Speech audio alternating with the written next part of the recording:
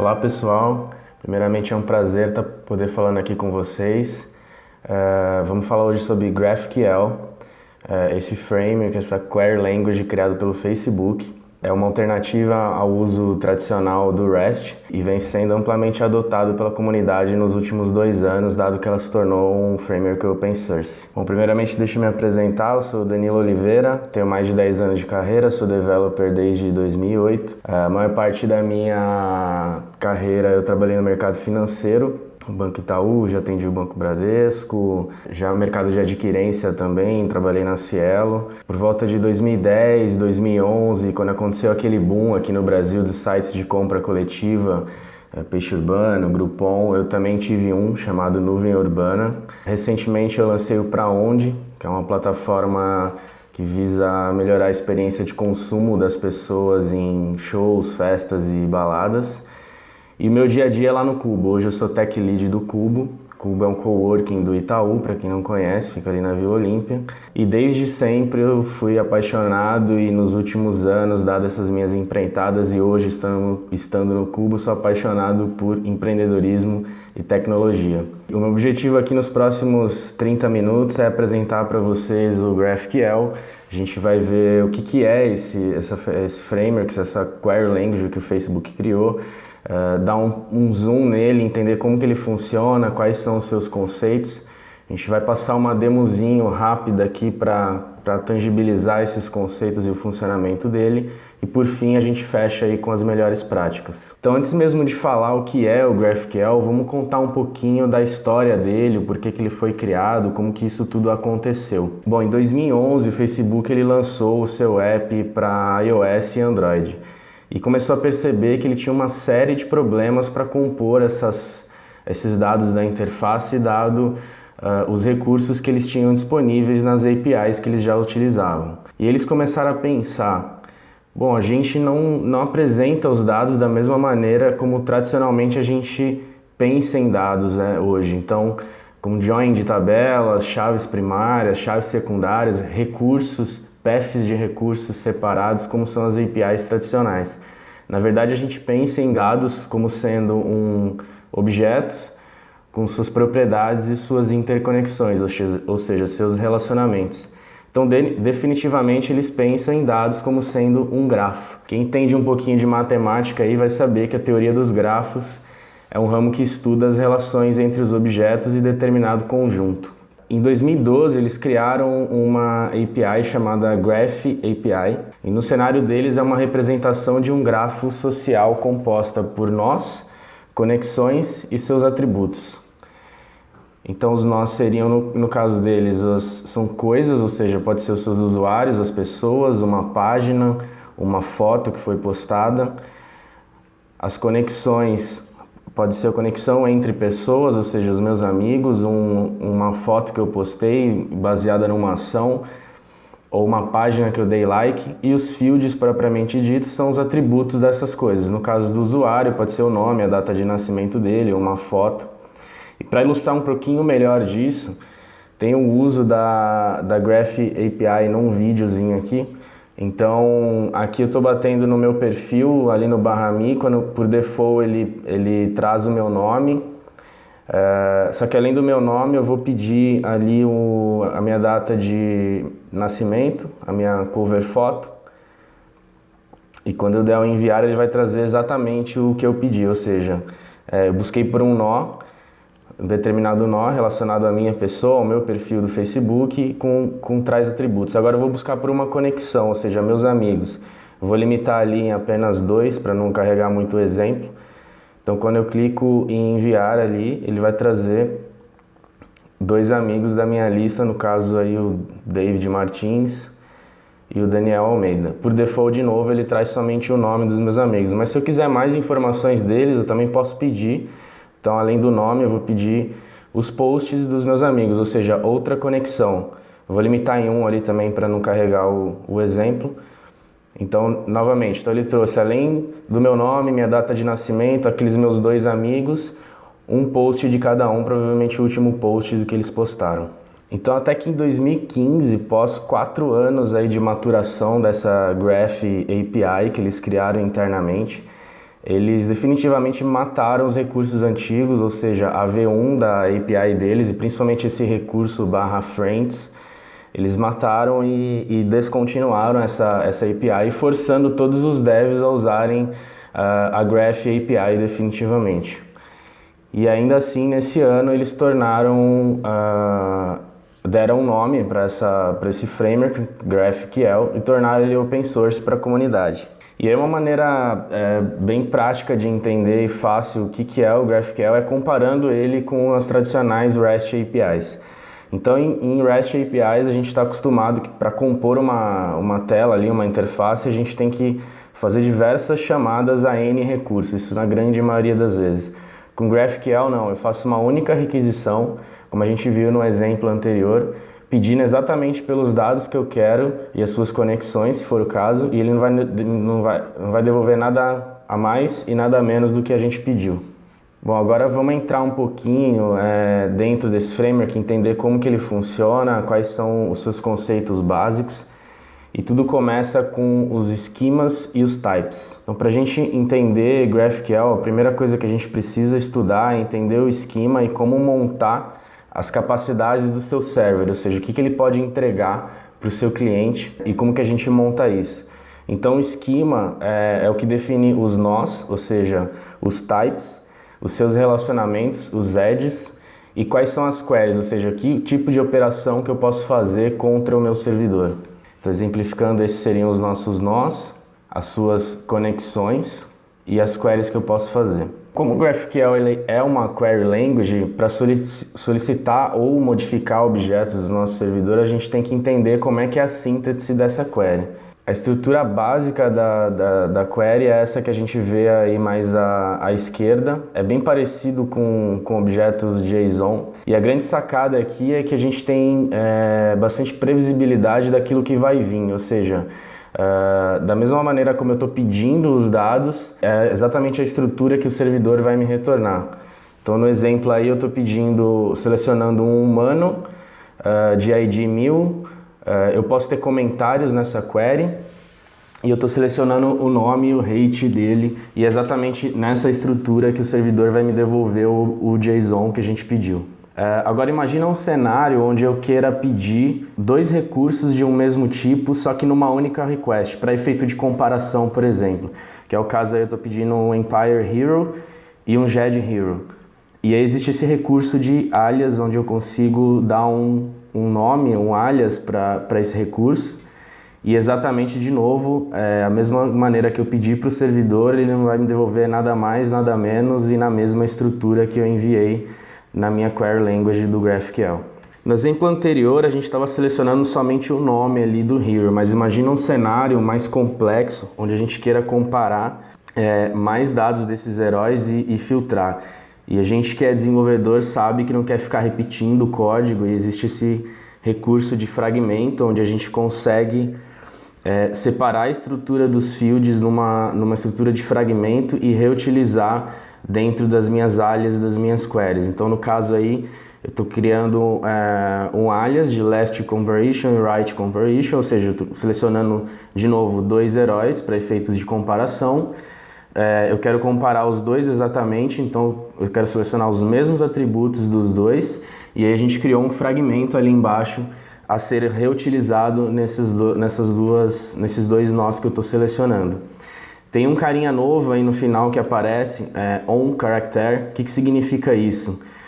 O GraphQL ele suporta a interface. Quem já mexeu, entende um pouquinho de orientação a objeto, é exatamente o mesmo conceito, tá? Então, quando a gente declara no server, no nosso esquema lá que a gente viu anteriormente, que eu sou capaz de entregar tais nós com tais operações de query, a gente consegue criar interfaces para reutilizar atributos e comportamentos, assim como é na orientação a objetos. Então, no caso aí, todo herói ele é um personagem, e a gente consegue reutilizar e otimizar o nosso código com o uso de interfaces. Até agora, os nossos exemplos que a gente viu ali, a gente estava selecionando um determinado hero ou por um ID ou por um enum, que também suporta GraphQL, só que eles estavam hard-coded, né? Só que em cenários reais a gente sabe que nem sempre a gente passa hard-coded nas queries, essas coisas são dinâmicas. Então o GraphQL ele também suporta variáveis e para isso a gente pode colocar uma variável com aquela marcação de $1 episódio ali e embaixo a gente passa a variável num JSON separado. Na prática, o que acontece aqui? O GraphQL funciona em HTTP assim como as APIs tradicionais em REST. Na hora da gente postar a informação para o servidor, ela vai separada em 2 blocos. Então ela vai a query separada das variáveis e o servidor sabe interpretar isso e entender essas notações e concatenar a query, a variável na query correspondente. Isso é uma boa prática até que o pessoal da especificação do GraphQL recomenda para você não ter que ficar fazendo interpolação de strings na sua query. Bom, esse caso da variável ela cobre uma série de casos de uso dos nossos cenários reais, mas existem algumas situações ainda mais complexas onde eu quero que a minha query seja dinâmica. Então não só uma variável, um parâmetro que eu queira passar para ela. Então imagina o seguinte cenário onde a gente tem uma interface, onde eu esteja selecionando os heróis e se eu clicar num botão de detalhes, por exemplo, dessa tela, eu queira trazer os amigos desses heróis. Então, ou seja, a query é basicamente a mesma, ela só deve mudar de comportamento dado uma ação do usuário no cliente. Então a gente consegue usar um recurso do GraphQL chamado diretiva, que é composto por 2 palavras-chave aí, 2 recursos, basicamente o include e o skip. Então include significa inclua esse nó dado uma condição se ela for true, e skip é esqueça esse nó dado uma condição se ela for true. Então no caso aí, imagina se o usuário apertar em detalhes ali, a gente passa o if friends igual a true, ao contrário do que está aí no exemplo, e aí a query traria, o servidor traria o resultado dessa query com os amigos. Até agora a gente só falou de consulta, certo? Então GraphQL é uma query language, dá grande potencial do cliente pedir exatamente o que ele quer e o servidor vai devolver nada mais, nada menos. Mas e aí as outras operações que a gente está acostumado no REST, o POST, o PUT e o DELETE, o que a gente faz com elas? Então o GraphQL ele também suporta esse tipo de operação e aqui a gente chama de mutações. Tá? A sintaxe é bem parecida com as queries, é também bem parecida como se a gente estivesse chamando uma função. Então no caso aí a gente está chamando create review for episode, então a gente está criando uma revisão, um review para um determinado episódio, usando o mesmo esquema de variáveis que a gente viu no exemplo anterior, passando, e aí a diferença é que numa operação de mutação, além de fazer a mutação no determinado dado, a gente pode executar uma query na sequência. Então a gente está criando um review e logo na sequência selecionando as stars e os comentários desse review. Então imagina o seguinte cenário onde você esteja criando um usuário e na sequência você pode pedir para recuperar o ID desse usuário que você acabou de criar e fazer alguma coisa com ele. E aí, por fim, o último recurso do GraphQL é os recursos de metafields. Eu imagino um outro cenário onde eu queira buscar por qualquer coisa e eu não sei que tipo de coisa pode me retornar. Então, no exemplo aí, a gente está pesquisando por coisas que tenham o texto AN no meio do nome, mas eu não sei exatamente o que o servidor vai me retornar. Eu sei que as possibilidades são um humano, um androide ou uma nave espacial, mas o meu critério é que tenha o AN no meio do nome. E bom, aí a gente usa esse recurso de metafields e no retorno ali, como a gente pode ver no exemplo, ele retorna além do nome que a gente pediu, qual o tipo de recurso é aquele, qual o tipo de objeto ou nó que é aquele, para a gente poder fazer alguma coisa na nossa interface. Bom, esses são os recursos básicos do GraphQL. Ele tem bastante potencial, recomendo vocês olharem a documentação no site deles, graphql.org. Agora a gente vai entrar numa demozinha básica para a gente conseguir entender esses conceitos, como é que funciona isso no código. E antes de entrar no código propriamente dito, eu vou explicar um pouquinho do que a gente vai fazer aqui. Então, ele é um jogo de dados, então a gente vai requisitar ao servidor a criação de um dado e vai fazer uma ou mais jogadas. A gente pode, por default, ele vai criar um dado de 6 lados, o mais conhecido, mas se a gente quiser criar um dado mais chique, a gente pode passar um parâmetro e pedir para ele criar um dado de 12, 20 lados, quantos lados a gente quiser. E vamos agora ao código para vocês entenderem como que isso funciona. Aqui eu escolhi a implementação de referência da especificação do GraphQL, que é em JavaScript, feito pelo próprio Facebook, e agora, desde 2015, aberta à comunidade open source. Então essa é GraphQL. Sem servidor, então JavaScript, a gente está falando de Node.js. Então eles têm esse módulo em Node.js. Aqui para dar suporte a um server HTTP, eu estou usando o GraphQL para Express, então ele consegue expor o nosso serviço em GraphQL de uma maneira que a gente consiga interpretar as queries. A gente vai ver em funcionamento aqui, e aí ele dá de brinde uma interface gráfica tipo um Postman, que a gente vai conseguir testar as chamadas sem ter que implementar um client para poder testar o nosso servidor.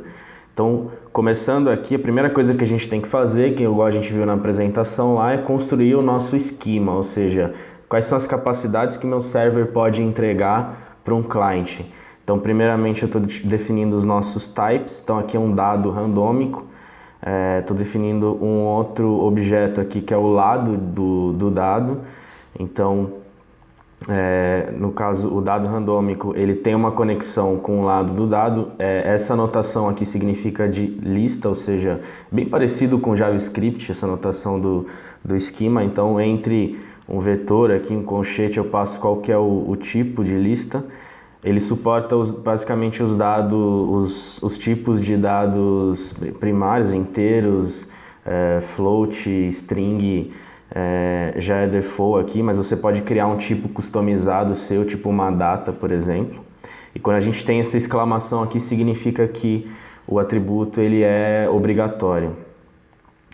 Nesse caso aqui, a gente está definindo uma field que precisa de um parâmetro para poder ser criada, um parâmetro obrigatório nesse caso, e ela vai devolver um vetor, ou seja, um array de inteiros. E por fim a gente define a query, ou seja, quais são as capacidades que o meu server entrega para o cliente em termos de consulta. No caso aqui a gente só definiu uma, que é criar um dado com um certo número de lados. Aí aqui não é obrigatório, se a gente não passar nenhum lado, ele vai criar um dado default de 6 lados, que é isso que a gente conhece, e ele vai devolver uma jogada, ou seja, um dado randômico. A implementação propriamente dita, bem simples nesse caso. Então essa classe, RandomDie, ela implementa esse primeiro type que a gente criou aqui. Para a gente implementar os fields do nosso type, ou você representa eles com field simples da sua classe, que é o caso aqui. Então, quando eu estou criando um dado randômico, ele nasce com o número de lados e ele nasce com a conexão do seu objeto lado, vamos dizer assim, em sua criação. Então, tanto o num_sides e o die_sides são fields simples que são representados pelo esse type RandomDie. Mas também a gente pode falar que um determinado field ele é representado, e aqui em GraphQL a gente chama de resolve. Ele é representado por um resolve. Então, para eu entregar esse field, eu tenho que fazer alguma operação, alguma lógica em cima do meu dado, que basicamente é implementar uma função para entregar aquele field. Então, é o caso do roll once, ou seja, faça uma jogada. Para fazer uma jogada e devolver esse field, ou seja, qual é o resultado dessa jogada quando eu jogo o dado, que número que deu, eu preciso executar uma lógicazinha aqui de jogada randômica dado o número de lados que o meu dado tem. E isso é representado por um resolve, ou seja, uma function, no caso do JavaScript aqui, que é a implementação. E o mesmo é válido para o roll, ou seja, faça múltiplas jogadas, dado o número que for passado aqui. É análogo ao de cima. Aqui é só para mostrar que a gente pode passar parâmetros também para um field, ou seja, para um resolve que vai resolver aquele field. Aqui é uma classe um pouquinho mais simples, né, mais anêmica, que implementa o lado de um dado, que tem a conexão com o dado randômico. É exatamente igual ao anterior, então eu tenho um field simples, que representa o lado propriamente dito, e um field um pouquinho mais complexo aqui, que tem uma lógica de concatenação, que é representado por um resolve, ou seja, uma function. E aqui, por fim, a gente define o que a gente chama do nosso root da nossa query, vamos dizer assim, que é a query propriamente dita, e o que ela deve fazer quando ela é executada. Então, no caso, quando ele fizer lá um play die, jogar o dado, o que a gente deve fazer? Então é basicamente criar um dado com o número de lados que ele foi passado como parâmetro, se não, cria um dado com 6 lados default que a gente já conhece. Por fim, aqui é só a exposição do server HTTP, quem já programa em Node conhece um pouco de Express, não muda muito, a não ser esse segundo parâmetro que a gente passa aqui, que é daquele GraphQL para Express, para que a gente consiga expor um servidor HTTP que saiba interpretar as chamadas em GraphQL.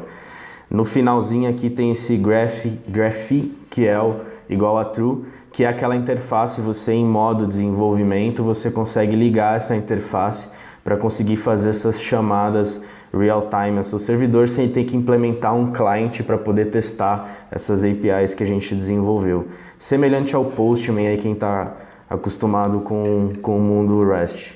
Então vamos startar aqui o nosso código. Então se a gente entrar nessa URL aí, a gente vai ver que vai estar exposto. Vamos entrar aqui nessa tela. Opa! Porta 4000, path GraphQL.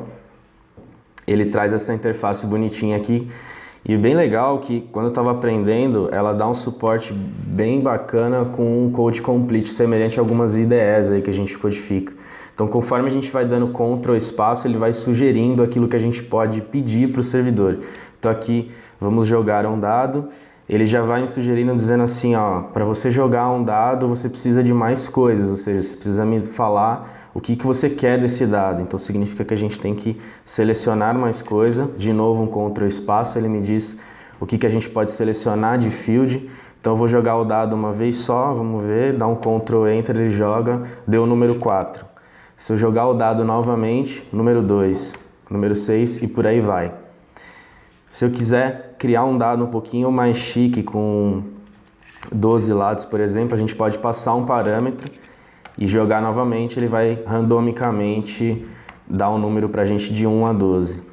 Se eu quiser selecionar mais atributos, por exemplo, quiser selecionar aquela conexão para entender como que é cada lado do meu dado. Então, das sides, aqui ele fala a mesma consistência, ou seja, se você quer selecionar essa conexão, me fala qual atributo, ou seja, qual field dessa conexão que você quer selecionar. Tirar daqui da frente. Aí ele me deixa selecionar aqueles 2 fields que a gente expôs lá no esquema, no type desse esquema, ou seja, o lado ou a descrição do lado. Vamos exibir a descrição, que é mais bonitinha. Então, se a gente exibir aí, como a gente criou um dado de 12 lados, e selecionar, além da jogada que ele fez e deu o número 9, ele me mostra cada um dos 12 lados que o meu dado tem. Rapidinho aqui para a gente mostrar, vamos supor que eu queira jogar 2 dados de uma vez, ou seja, eu estou selecionando 2 recursos do mesmo tipo, ou seja, 2 objetos do mesmo tipo, numa única requisição. E aí a gente pode fazer aquilo que a gente mostrou na apresentação, chamado alias. Então eu vou criar o dado 1, vou jogar ele aqui.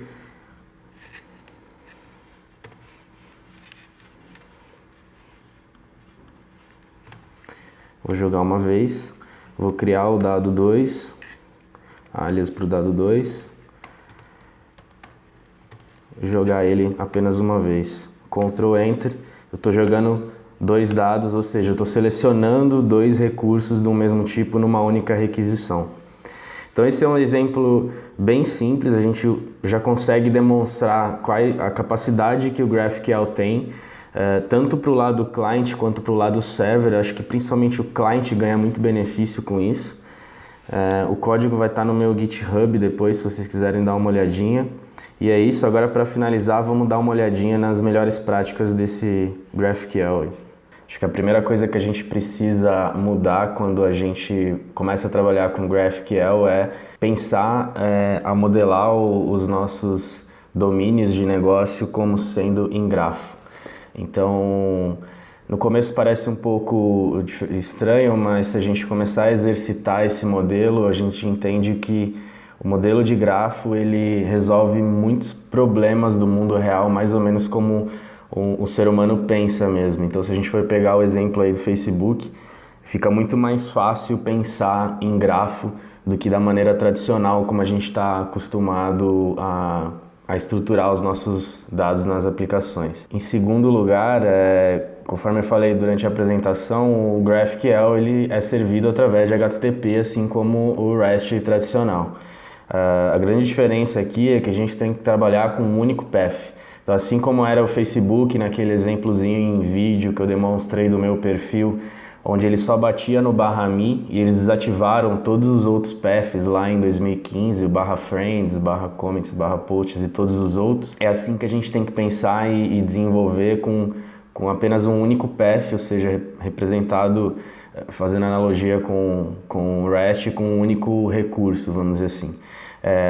Embora tecnicamente a gente consiga expor o GraphQL com múltiplos paths, não é o recomendado pela especificação, porque a gente perde alguns recursos ou ferramentas como aquele GraphQL, aquela interface que a gente viu agora na demo, ela não vai conseguir trabalhar bem com os múltiplos paths. Um último assunto aqui dentro de melhores práticas é performance. Talvez vocês estejam se perguntando aí, putz, esse cara é fantástico, o cliente meio que pede o que ele quer, o que ele precisa, e o back-end, né? Como é que fica isso em termos de processamento? Isso pode ficar extremamente estressante, vamos dizer assim, para uma base de dados ou uma API de terceiro, ou a forma como você vai trabalhar para a composição desses dados, dado a maneira como o cliente te pediu.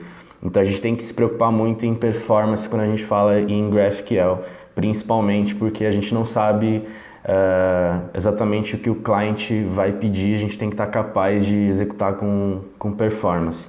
E aí algumas técnicas básicas que na própria especificação, recomendo vocês darem uma olhada, vai estar lá, eles recomendam. Então a primeira delas, o GraphQL ele devolve um JSON, assim como as APIs REST, e sendo JSON, assim como várias outras coisas, a gente consegue aplicar o gzip no nosso servidor HTTP para comprimir o resultado desse texto no final das contas e conseguir dar um payload um pouco mais leve para o nosso cliente. Uma segunda técnica, e essa é um pouco mais complexa, recomendo vocês darem uma olhada num outro open source que o Facebook criou, que é o Facebook Data Loader, e aplicar a técnica de batch em cache. Então aqueles dados, aqueles recursos que são sempre requisitados, aplica cache nele, que é para você não sobrecarregar a sua base de dados, por exemplo. E por fim, aquelas requisições que devolvem uma lista grande de recursos, de dados, obviamente recomendado a paginação. O próprio Facebook, se vocês testarem aquele explorador de Graph API e começar a pedir e não fizer aquilo que eu fiz no vídeo de limitar os amigos, ele automaticamente vai paginar o resultado e vai pedir para que você faça novas chamadas para obter novos resultados em cima daquele recurso que tem uma lista grande de resultados. Então é isso, a gente viu a implementação de referência em JavaScript, mas queria frisar aqui que o GraphQL, desde que virou open source nesses últimos 2 anos, teve uma adoção enorme pela comunidade. Então não só existem implementações em JavaScript, existem em diversas linguagens, inclusive para mobile, Swift, Objective-C, em Android também, até os mais hipsters aí do momento, Elixir, Clojure e Erlang também tem suporte a GraphQL, tem bibliotecas que suportem esse framework que vocês podem pesquisar por aí. Muito obrigado, agradeço, é um prazer ter falado com vocês aqui. Ficam aqui os meus contatos nas redes sociais. De novo, o código vai estar lá no meu GitHub. Entrem lá, se tiverem dúvidas, abrem issues, fiquem à vontade para me mandar mensagem. Obrigado.